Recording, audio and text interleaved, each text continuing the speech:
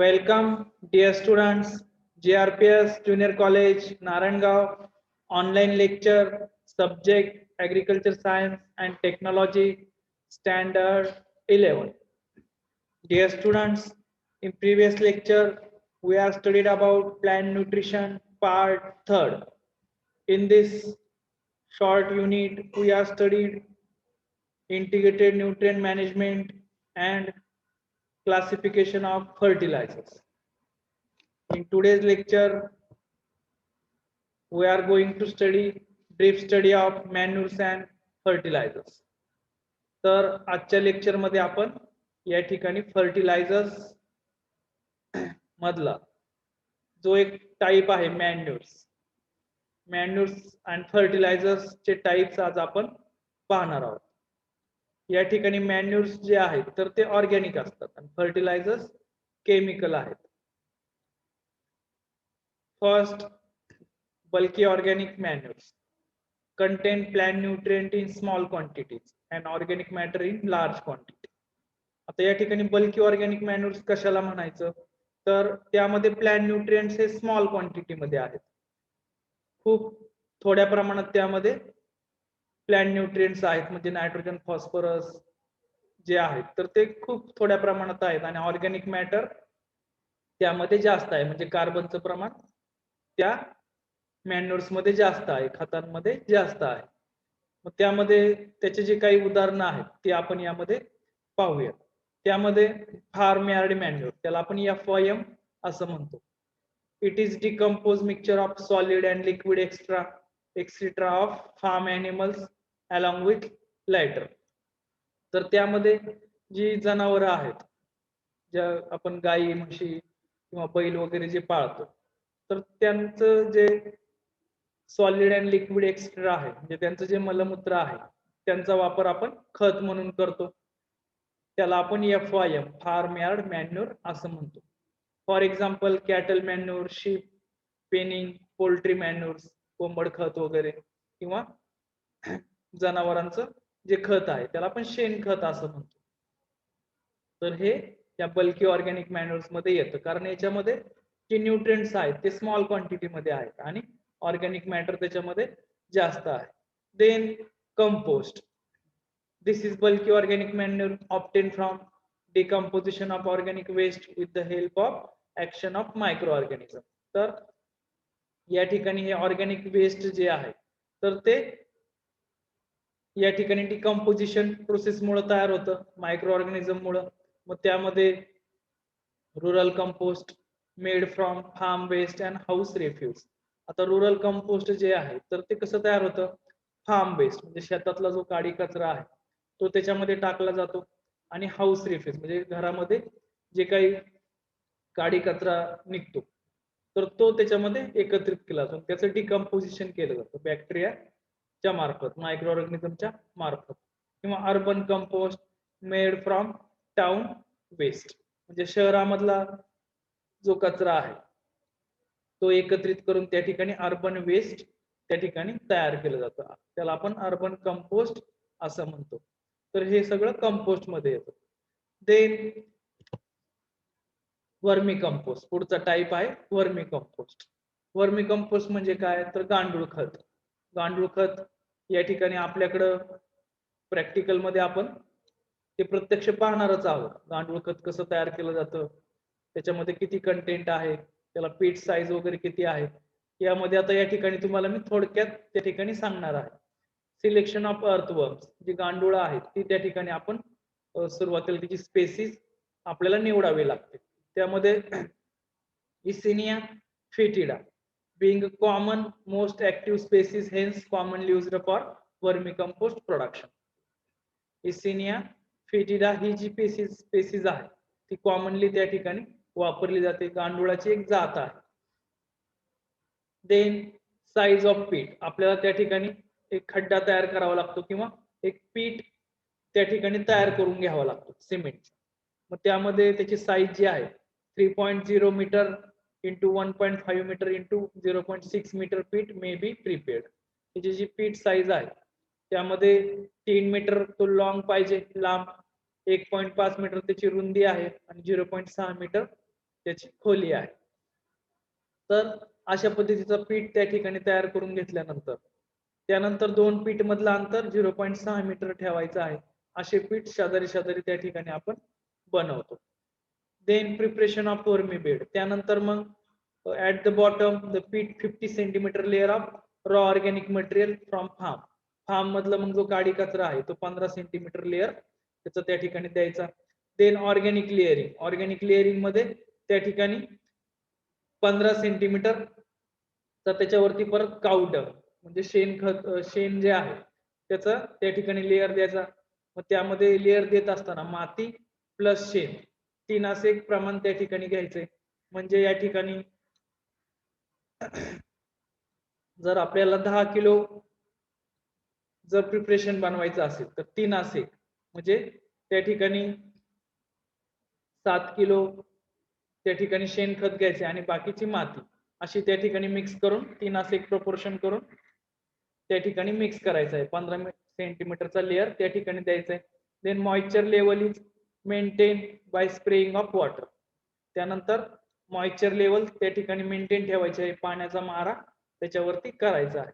Then wet organic layer. त्यानंतर cowdung slurry biogas slurry याचा या ठिकाणी 10 सेंटीमीटरचा कव्हर त्या ठिकाणी त्या बेड मध्ये द्यायचा आहे. Then dry and green leaves त्या ठिकाणी 15 सेंटीमीटर ऑर्गॅनिक मटेरियल त्याच्यावरती परत टाकायचं आहे. आणि सगळं टाकल्यानंतर त्याला वॉटरिंग करायचं आहे 1-2 दिवस. 3 ते 4 दिवस त्या ठिकाणी वॉटरिंग केल्यानंतर त्याच्यामध्ये अर्थवर्म सोडायचे आहेत म्हणजे गांडूळ त्या बेडमध्ये सोडायचे आहे. मग त्यामध्ये 1000 ते 1500 अर्थवर्म्स किंवा 1 किलो गांडूळ 1 टनासाठी त्या ठिकाणी आपण इनॉक्युलेशन ऑफ अर्थवर्म्स हे त्या गांडूळ बेडमध्ये सोडायचे आहेत. तर हे सोडल्यानंतर त्या ठिकाणी 45 ते 50 दिवसानंतर त्या ठिकाणी ते गांडूळ बेड त्या ठिकाणी रेडी होतो हार्वेस्टिंग साठी त्यातलं खत काढण्यासाठी. At maturation moisture content is brought down. मॅच्युरेशनच्या वेळेस काय करायचं तर जो मॉइश्चर लेवल जी आहे त्याची ती त्या ठिकाणी कमी करायची आहे आणि ती कमी केल्यानंतर त्या ठिकाणी जी गांडूळ आहे ती त्या ठिकाणी खोलवर जातील आणि वरचं जे खत तयार झालेलं आहे ते आपल्याला काढून घेता येईल. At maturation moisture content is brought down. This ensures drying of compost and migration of worms towards base of the vermi bed.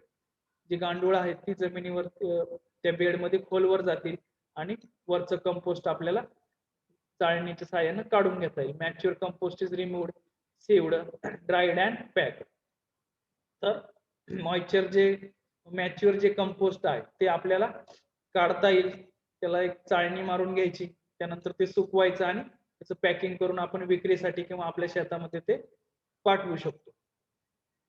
तर अशा पद्धतीने या ठिकाणी वर्मी कंपोस्ट करायचं आहे. तर यामध्ये आपण 3 सुरुवातीला पाहिले FYM कंपोस्ट आणि वर्मी कंपोस्ट हे आहेत ऑर्गॅनिक मॅन्युअर मध्ये. त्यानंतर पुढचं आहे चौथं सिवेज अँड स्लज. आता याच्यामध्ये सिवेज अँड स्लज म्हणजे काय ते सुरुवातीला माहित करून घ्या. सॉलिड पोर्शन जो आहे तो स्लज आहे आणि लिक्विड पोर्शन सिवेज आहे. तो सिवेज आपण पाहूया. This is the liquid collected from the closed drains usually contains urine washing in addition to night soil and other solid ingredients. त्याला आपण सिवेज असं म्हणतो. हे आहे liquid portion.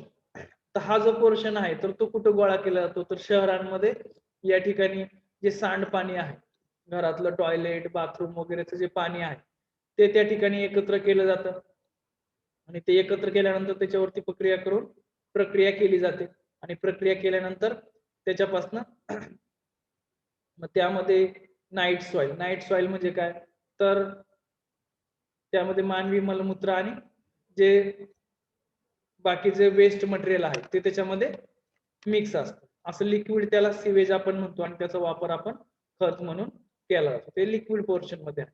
Then sludge it is the solid portion. The settled sewage solid combines with varying amounts of water and dissolved material removed from sewage by screening, sedimentation, chemical precipitation or bacterial digestion is called sludge.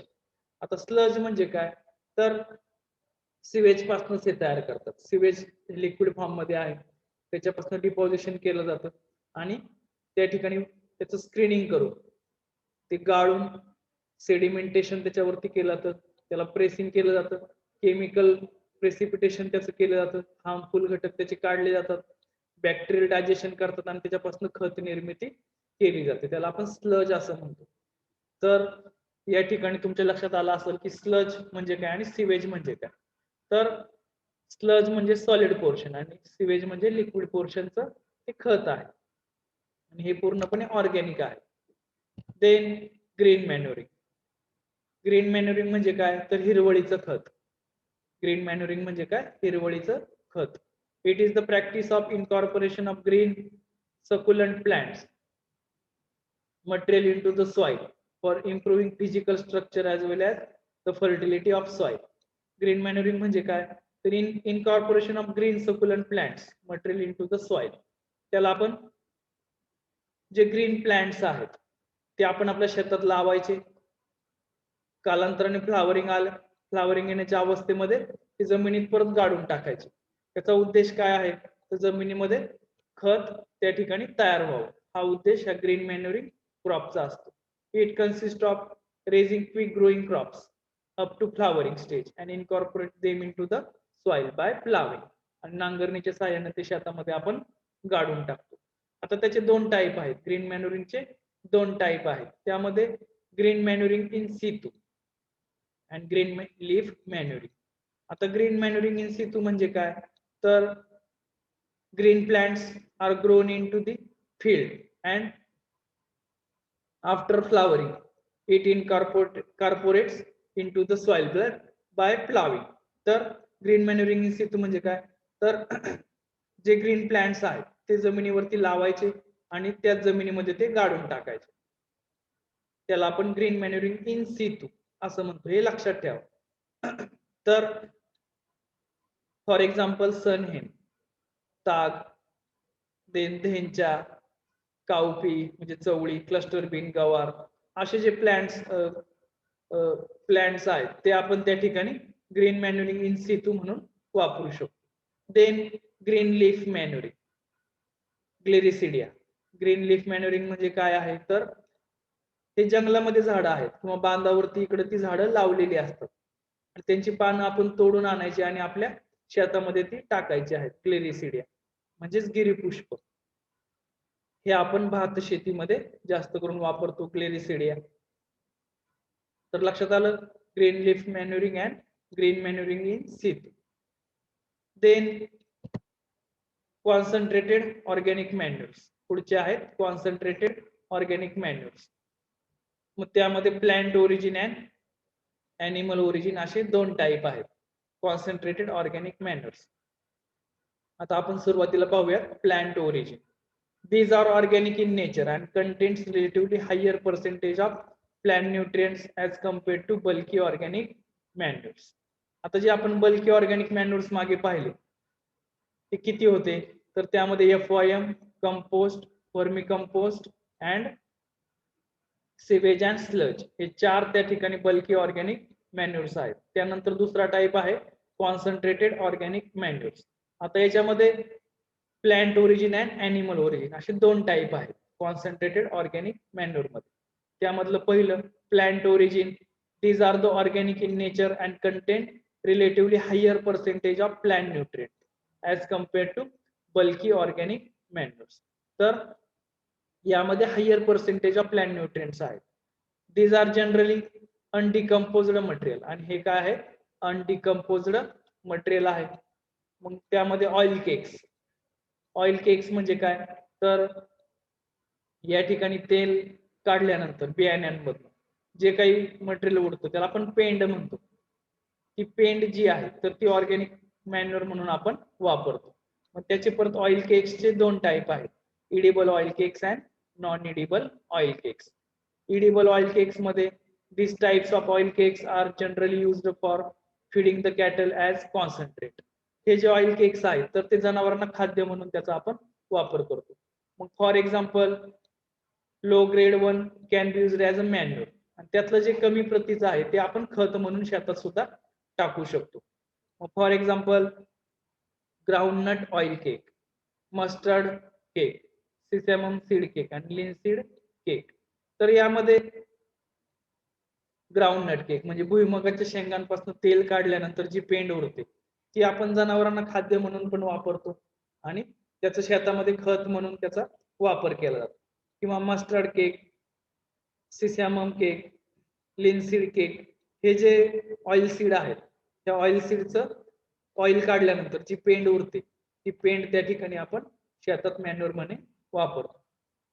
Then non edible oil cakes. आता non edible oil cakes जे आहेत त्यामध्ये this types of oil cakes are not suitable for feeding cattles and mainly used for manure. आता हे जे oil cake आहेत ते आपण जनावरांना खाद्य म्हणून देत नाही, परंतु त्यांचा खत म्हणून वापर करतो. For example Neem cake. आता निंबोळ्यांपासून ऑइल सेपरेट करतात, त्याचा ऑइलचा वापर वेगवेगळ्या कॉस्मेटिक्स मध्ये इकडं तिकडं ते वापरतात आणि तो नीम केक त्या ठिकाणी खत म्हणून आपण शेतामध्ये टाकू शकतो. देन करंज cake, Mahua cake and castor cake हे त्याची काही उदाहरणं आहेत. तर असे या ठिकाणी आपण कॉन्सन्ट्रेटेड ऑर्गॅनिक मॅन्युअर प्लांट ओरिजिनचे त्या ठिकाणी oil cakes, edible oil cakes and non edible oil cakes असे दोन टाईप या ठिकाणी पाहिले. देन ॲनिमल ओरिजिन, त्याचं परत आहे आता ॲनिमल ओरिजिन म्हणजे waste products of slaughter house, म्हणजे ज्या ठिकाणी प्राण्यांपासून मांस निर्मिती केली जाते किंवा मांस त्या ठिकाणी पाठवलं जातं, अशा ठिकाणी त्या ठिकाणी जे स्लॉटर हाऊस आहे त्याच्यापासून काही खत आपण मिळवतो. मग त्यामध्ये या ठिकाणी ब्लड मिल. आता blood mill is a dried blood is a very quick acting manure and is effective for all types of crop and soil. तर blood meal, dried blood is a very quick acting manure and is effective for all types of crop and soil. तर blood mill जी आहे तर ती कुठं तयार होते?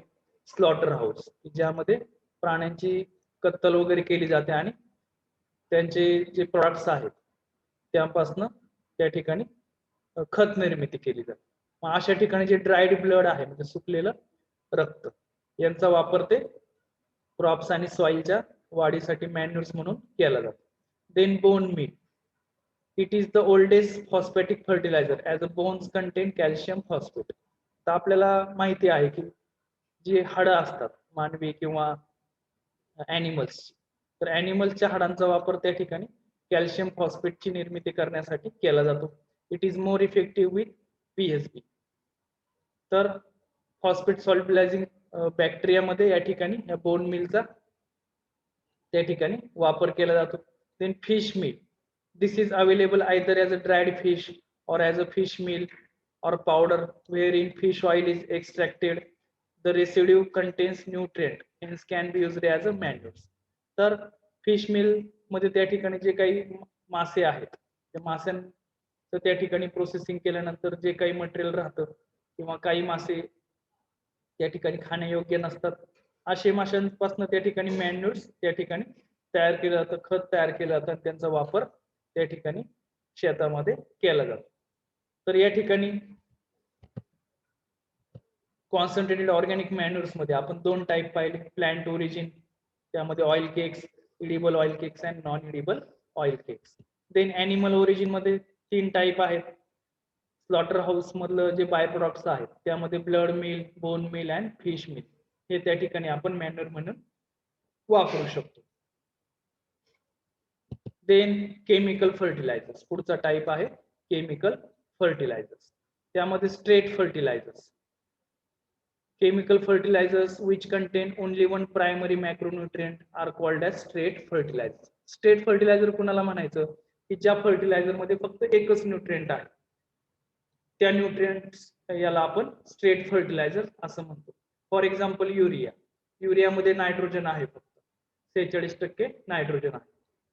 किंवा single super phosphate SSP, त्यामध्ये 16% फॉस्फरस आहे आणि MOP म्युरेट ऑफ पोटॅश त्यामध्ये 60% पोटॅशियम आहे के. तर हे झाले स्ट्रेट फर्टिलायझर. देन कंपाऊंड और complex fertiliser which contains more than one primary or major nutrient element and produced by the process of chemical reaction. Compound और complex fertiliser कोणाला म्हणायचं तर it contains more than one primary और major nutrient. त्यामध्ये एकापेक्षा जास्त त्या ठिकाणी न्यूट्रिएंट्स अवेलेबल आहेत त्याला आपण कंपाऊंड और कॉम्प्लेक्स फर्टिलायझर असं म्हणतो. आणि हे कसे तयार करतात तर केमिकल रिएक्शन्स तयार करून त्या ठिकाणी त्यांची निर्मिती केली जाते. This fertiliser are usually produced in granular form. आणि हे फर्टिलायझर ग्रॅन्युलर फॉर्म मध्ये त्या ठिकाणी तयार केले जातात. मग त्यामध्ये for example DAP diammonium phosphate त्यामध्ये 1846 म्हणजे 18% नायट्रोजन आणि 46% त्या ठिकाणी फॉस्फरस असतो. 1846 DAP. Then Suphala 15-15-15 20-20-0. Mono ammonium phosphate 10-26-26 12-32-16 ही त्याची उदाहरणं आहेत कंपाऊंड और complex fertilisers. Then mixed fertilizer or fertilizer mixture. These are prepared by physical mixing of two or more fertilizer. Fertilizer mixture जे आहे तर ते फिजिकल मिक्सिंग केलं जातं म्हणजे त्याला कुठल्याही पद्धतीचं केमिकल रिएक्शन वगैरे त्या ठिकाणी करावी लागत नाही. फिजिकल मिक्सिंग त्या ठिकाणी केलं जातं. मग त्यामध्ये such mixtures can be prepared by mixing two or more straight fertilizer. याच्यामध्ये दोन किंवा दोनपेक्षा अधिक जे स्ट्रेट फर्टिलायझर्स आहेत ते त्या ठिकाणी एकत्र केले जातात. Fertiliser mixture are prepared to meet specific need of crop. क्रॉपची जी गरज आहे त्या गरजेनुसार त्या ठिकाणी असं मिक्सिंग केलं जातं. त्यामध्ये NPK नायट्रोजन फॉस्फरस पोटॅशियम 10-5-5 10-5-5 20-20-0 20-10-10 20-10-10 असे जे मिक्सचर आहेत तर ते physical mixing of two or more fertilisers मुळे त्या ठिकाणी तयार केले जातात.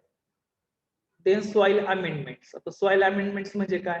Any material which is used to correct the soil acidity alkalinity or any problematic property of soil is called as soil amendments. तर सॉइल अमेंडमेंटचा वापर काय केला जातो तर सॉइलची ऍसिडिटी म्हणजे सॉइल ऍसिडिक असेल किंवा अल्कलिनिटी म्हणजे सॉइल साल्टी असेल किंवा दुसरा कुठलाही इतर प्रॉब्लेम असेल सॉइलचा प्रॉब्लेमॅटिक सॉइलचा तर तो दूर करण्यासाठी त्या ठिकाणी सॉइल अमेंडमेंटचा वापर केला जातो. For example gypsum lime iron pyrite limestone is used to correct acidic soil and gypsum is to correct alkaline soil. तर यामध्ये जी उदाहरणं दिलेली आहेत त्यामध्ये जिप्सम लाइम आणि आयर्न पायराइट हे त्या ठिकाणी वापरले जातात सॉइल अमेंडमेंट म्हणून. आता लाइमस्टोनचा जो वापर आहे तर तो ऍसिडिक कंडिशन सॉइलची दूर करण्यासाठी केला जातो. देन जिप्समचा वापर टू करेक्ट अल्कलाइन सॉइल. जिप्समचा वापर अल्कलाइन जी सॉइल आहे ती त्या ठिकाणी नॉर्मल सॉइल करण्यासाठी त्याचा वापर केला जातो. Then micronutrient fertilisers. आता यामध्ये जे मायक्रोन्यूट्रिएंट फर्टिलायझर्स आहेत त्यामध्ये micronutrient fertiliser are those which contains micronutrient. त्यामध्ये फक्त मायक्रोन्यूट्रिएंट्स आहेत. आता कुठले आहेत मग ते zinc sulphate ferrous sulphate manganese sulphate हे आहेत मायक्रोन्यूट्रिएंट. मग त्यामध्ये झिंक आहे सल्फर आहे. आता फेरस सल्फेट्स मध्ये आयर्न आहे सल्फर आहे मॅग्नीज सल्फेट मध्ये मॅग्नीज आहे आणि सल्फर आहे. हे आहेत मायक्रोन्यूट्रिएंट्स. आता यामध्ये आपण केमिकल फर्टिलायझर्स मध्ये काय काय पाहिलं स्ट्रेट फर्टिलायझर्स कंपाऊंड और complex fertilisers mixed fertilisers soil amendments and micronutrient fertilisers हे त्या ठिकाणी त्याचे टाइप्स आहेत chemical fertilisers. Then bio fertilisers. आता बायो फर्टिलायझर्स मध्ये first nitrogen fixing bio fertilisers. तर नायट्रोजन फिक्सिंग बायो फर्टिलायझर्स जे आहेत त्यामध्ये atmosphere contains 78% nitrogen and 0.03% carbon dioxide. तर वातावरणामध्ये 78% नायट्रोजन आहे आणि 0.03% कार्बन डायऑक्साइड आहे. तरी प्लांट्सला नायट्रोजन ऍब्सॉर्ब करता येत नाही तो त्याला जमिनीमधूनच घ्यावा लागतो. परंतु कार्बन डायऑक्साइड ते ऍटमॉस्फिअर मधनं ऍब्सॉर्ब करू शकतात. मग त्यामुळे आपल्याला जमिनीमध्ये जास्तीत जास्त नायट्रोजन स्थिर करण्यासाठी नायट्रोजन फिक्सिंग बायो फर्टिलायझर्सची आवश्यकता असते, कारण प्लांटला वातावरणामधनं नायट्रोजन घेता येतं. Plants are capable to assimilate carbon dioxide through photosynthesis. Photosynthesis process मधनं कार्बन डायऑक्साइड कार्बन ते घेऊ शकतात, परंतु but most of the plant cannot fix atmospheric nitrogen through it abundant. जरी 78% नायट्रोजन वातावरणामध्ये असला तरी प्लांट्सला त्या ठिकाणी तो घेता येत नाही. मग त्यामुळे आपल्याला हे नायट्रोजन फिक्सिंग बॅक्टेरियाची आवश्यकता, बायो फर्टिलायझर्सची आवश्यकता आहे. आता NFB nitrogen fixing bacteria bio fertiliser bacterias plays a very important significant role in improving soil fertility by fixing atmospheric nitrogen, both in association with plant root and also without it. तर बायोफर्टिलायझर्स काय करतात, तर plant route बरोबर association करतात किंवा without association जमिनीमध्ये nitrogen स्थिर करण्याचं काम करतात. For example Rhizobium, Azospirillum and Azospirillum. त्यामध्ये रायझोबियम, अॅझोस्पिरिलम आणि अझोस्पिरिलम हे बॅक्टेरिया त्या ठिकाणी वापरले जातात. देन सेकंड आहे फॉस्फेट सॉल्बिलायझिंग बायोफर्टिलायझर. तर हे काय करतात, फॉस्फरस त्या ठिकाणी रिलीज करण्याचं काम करतात. This micro organisms are mainly bacteria and fungus. ते जे मायक्रो ऑर्गॅनिझम आहेत ते काय आहेत, बॅक्टेरिया आणि फंगस आहेत. दे possess the ability to bring insoluble soil phosphates into a soluble form by secreting several organic acids under favorable condition and also by the biological reaction. आता हे काय करतात, इनसॉल्युबल सॉइल फॉस्फेटचं रूपांतर सॉल्युबल फॉस्फेट मध्ये करतात. मग त्यामध्ये काही ऑर्गॅनिक ऍसिड ते सिक्रेट करतात, फेवरेबल कंडिशन त्या ठिकाणी तयार करतात आणि बायोलॉजिकल रिॲक्शन त्या ठिकाणी रन करतात. तर हा रोल आहे फॉस्फेट मॉलिब्लायझिंग बायोफर्टिलायझरचा आणि ते फॉस्फरस रिलीज करण्याचं काम करतात आणि प्लांट्सला अवेलेबल करून देण्याचं काम करतात. Then third decomposer. बायोफर्टिलायझर मध्ये आहे decomposer. Decomposing biofertilizers when added with organic matter increase the rate of decomposition of the organic matter. आता यामध्ये काही डिकम्पोजर जे आहेत तर ते बॅक्टेरियल इनॉक्युलम ते आहेत, ते काय करतात, ते जर आपण शेणखतामध्ये मिक्स केले तर शेणखतामध्ये डिकम्पोजिशन ते वाढवतात आणि लवकरात लवकर ते डिकम्पोज करून त्या ठिकाणी शेतात टाकण्यायोग्य ते बनवतात. They are used for preparation of compost, FYM and in situ decomposition of organic residue in field. तर या ठिकाणी शेतात टाकण्यासाठी कंपोस्ट, FYM याच्यामध्ये हे डिकम्पोजर वापरले जातात. त्याचबरोबर ऑर्गॅनिक रेसिड्यू मध्ये या ठिकाणी ते वापरले जातात. त्याला आपण डिकम्पोजर असं म्हणतो. तर या ठिकाणी बायोफर्टिलायझर मध्ये आपण 3 पाहिले, नायट्रोजन फिक्सिंग बायोफर्टिलायझर, त्यानंतर फॉस्फेट्स मॉबिलायझिंग बायोफर्टिलायझर अँड डिकम्पोजर. तर या ठिकाणी अशा पद्धतीनं आपण आजच्या लेक्चर मध्ये सुरुवातीला आपण मॅन्युअर्सचे टाईप पाहिले, देन सेकंड केमिकल फर्टिलायझर्सचे टाईप पाहिले आणि थर्ड बायोफर्टिलायझर्सचे टाईप पाहिलेले. तर आजचं आपलं लेक्चर या ठिकाणी संपलेलं आहे. धन्यवाद.